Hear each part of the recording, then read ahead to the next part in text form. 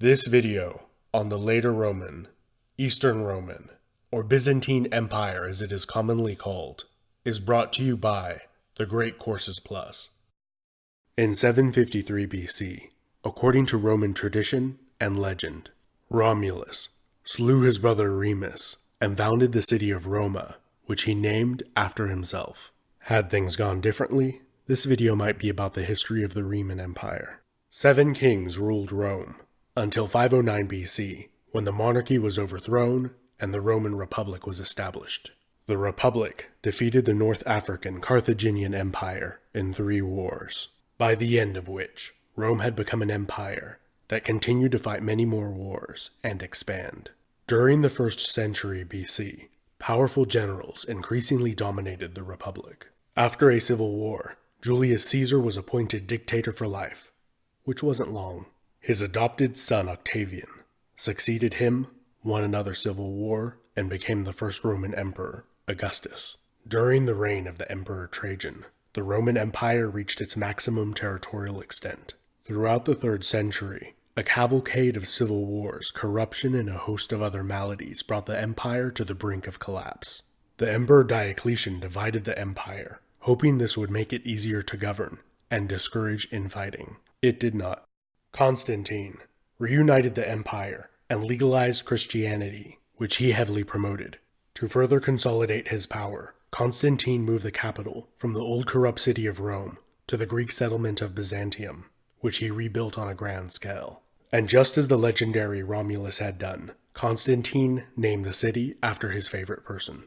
In the year 380, the Emperor Theodosius made Christianity the official state religion of the Roman Empire. After his death in 395, the empire was peacefully split between his 10 and 18-year-old sons, who both ruled ineptly and were dominated by their ministers. This permanent division between East and West in 395 is often regarded as the beginning of the Byzantine Empire. The Byzantine Empire is a term first used in the 16th century and not popularized until the 17th by writers and historians in Western Europe. To the people living in the empire, this was not viewed as a momentous transformation. The empire had already been split, reorganized, and reunited multiple times. They still considered themselves Romans. To their enemies, they were all still Romans, and very little to no immediate change occurred in most people's lives. The Eastern Roman Empire benefited from having nearly all of the most wealthy revenue-generating provinces, much more defensible borders, and a much larger population. The one major drawback the Eastern Romans were forced to contend with was their imperial neighbor to the east, the Sassanid Persian Empire, which repeatedly challenged and matched Roman military might in the east, with one side gaining the upper hand and then the other in a long series of wars, neither side being able to fully dominate the other. The Sassanid Persians were the first of the two to bear the brunt of nomadic invasions from the east. A few decades later, the nomadic Huns invaded the lands to the north of the Roman Empire. Their brutal campaigns pushed many Germanic tribes into the Western Roman Empire. Several of these quickly formed kingdoms there. To survive the onslaught, the Western Roman Empire allied with some German tribes against others, and in some cases, entire tribes were hired into the Roman army. Throughout the first half of the 5th century AD, the Eastern Roman Empire paid the Huns large amounts of gold in bribes so that they would not attack the East. The Western Romans were not as lucky or wealthy. After the death of the Huns' most capable leader, Attila, their burgeoning empire swiftly collapsed. The remaining territory of the Western Roman Empire became dominated by Germanic warlords, who were responsible for defending it against other Germanic warlords. One of these, Flavius Odovacarus, was a general in the Roman foederati. Although of Germanic descent and considered a barbarian by most Romans, he was born within the Roman Empire. He was more culturally Roman than German. He converted to Christianity and spent a lifetime fighting other Germans to defend Rome.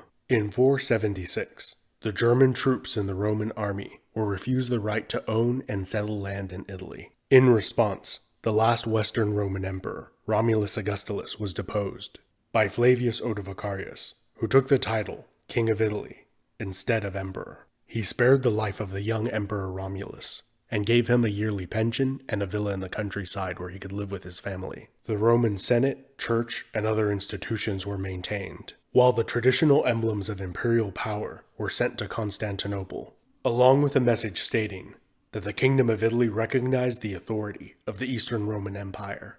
The Emperor Zeno recognized Ottavacarius as the imperial governor of Italy. He proved to be a capable and tolerant leader. However, he did rule independently of the Eastern Romans.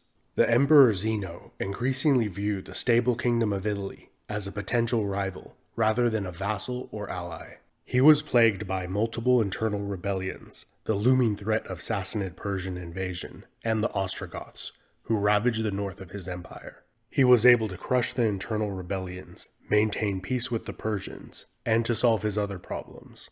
He encouraged the Ostrogoth king Theodoric, who had grown up and was educated at the royal court in Constantinople as a hostage, to invade Italy, where he would be recognized as the rightful ruler there. Theodoric and Ottavacarius fought for 3 years there. Then a peace treaty was made to divide Italy between the two. At a large banquet to celebrate the peace, Ottavacarius and the core of his army was ambushed and slaughtered, solidifying Ostrogoth rule in the peninsula.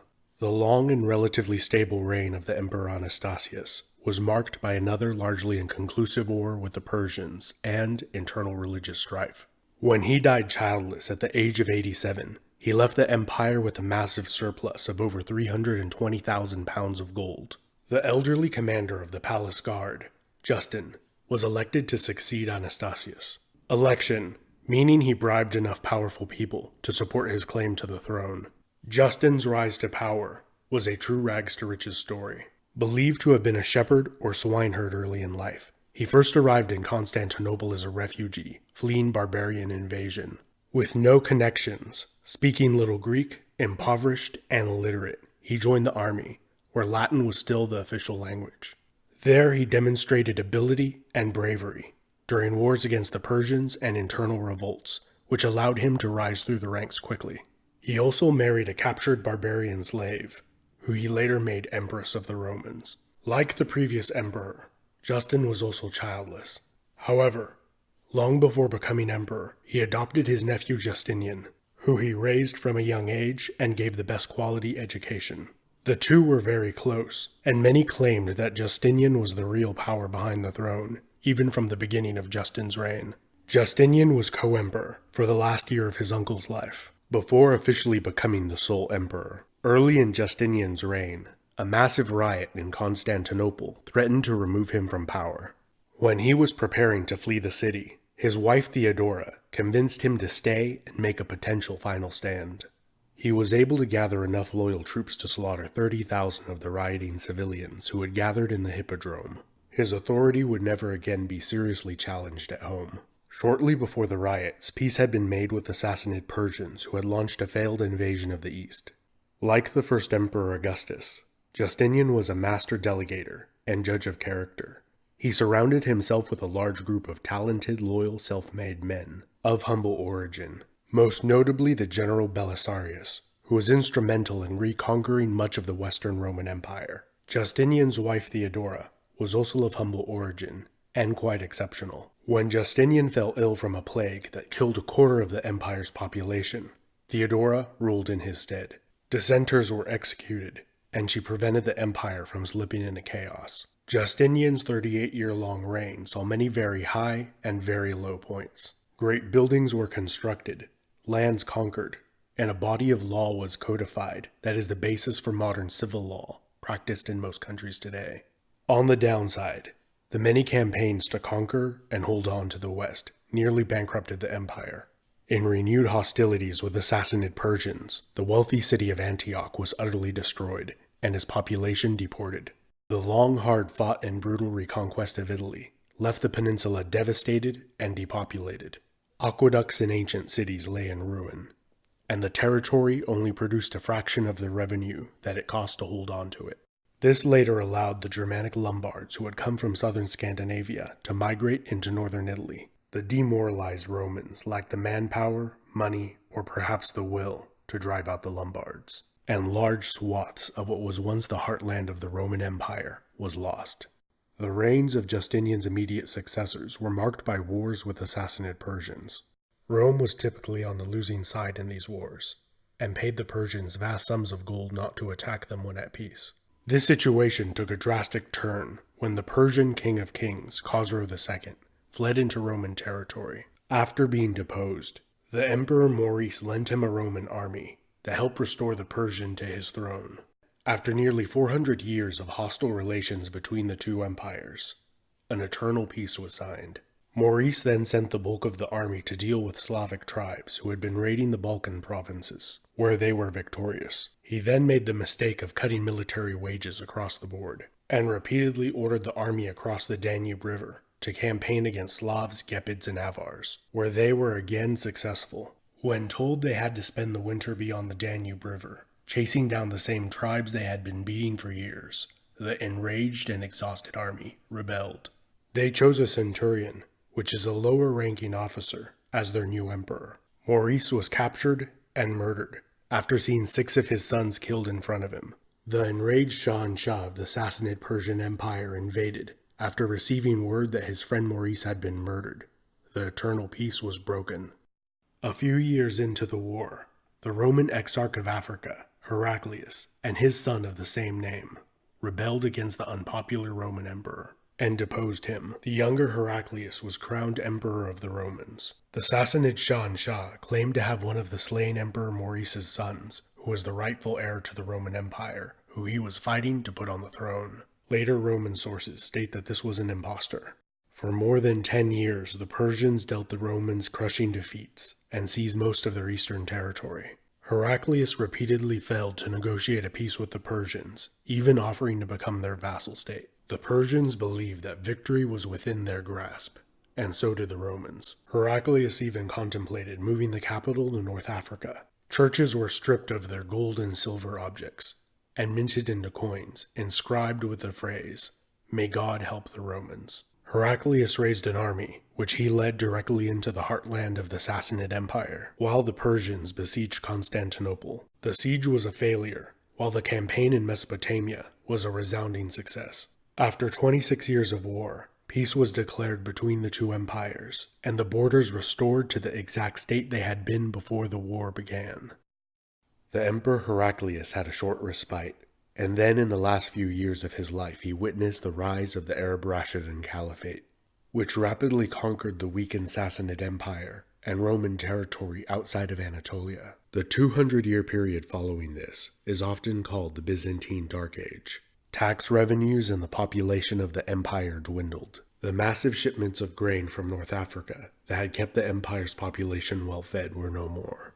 When Constantinople wasn't being threatened or under siege by Arabs, Slavs, or Bulgars, the Romans fought among themselves in many civil wars. During the Dark Age, the empire was reorganized into the theme system, where provinces were smaller and largely self-reliant. However, this reorganization only slowed the chaos. This dire situation was reversed under the Macedonian dynasty, sometimes called the Byzantine Golden Age. After suffering centuries of humiliating defeats inflicted on them by Arab caliphates and the formidable Bulgarian Empire, emperors of the Macedonian dynasty waged successful campaigns against the Arabs and Bulgars. Stable borders and internal peace allowed the population and economy to recover and flourish. Constantinople became the largest and most wealthy city in Europe, an international trade center with over 400,000 people. During the reign of Basil II, the Bulgarians were decisively defeated, and the Roman Empire was the largest and most stable it had been since before the Arab conquest. During the latter half of the 11th century, the Seljuk Turks overran the Abbasid Caliphate and dealt the Romans a decisive defeat at the Battle of Manzikert, and proceeded to conquer most of Anatolia. The Byzantine Emperor requested assistance from the Pope in Rome. Although the Orthodox and Catholic churches had recently split only a few years before, help was sent, just in a very different form than was expected. Instead of a few small contingents of aristocratic knights willing to help the Romans reconquer Anatolia, a mass migration of Western Europe's troublemakers were sent over to reconquer Jerusalem, motivated by the promise that all their sins would be forgiven if they joined the crusade. Although near indiscriminately ravaging the lands they went through, The early Crusades allowed the Comnenian dynasty a period of moderate recovery during the 12th century. Tensions between the Crusaders and the Romans were always high. This antagonism reached a bizarre climax when the Fourth Crusade that was meant to attack Egypt instead sacked Constantinople. A Crusader state called the Latin Empire held Constantinople for more than 50 years. The city was eventually retaken, but it never recovered. Stripped of its wealth and depopulated, the Roman Empire endured for almost 200 more years. Much of the West was lost to the short-lived Serbian Empire, while both fell to the Ottoman Turks, who conquered Constantinople in 1453.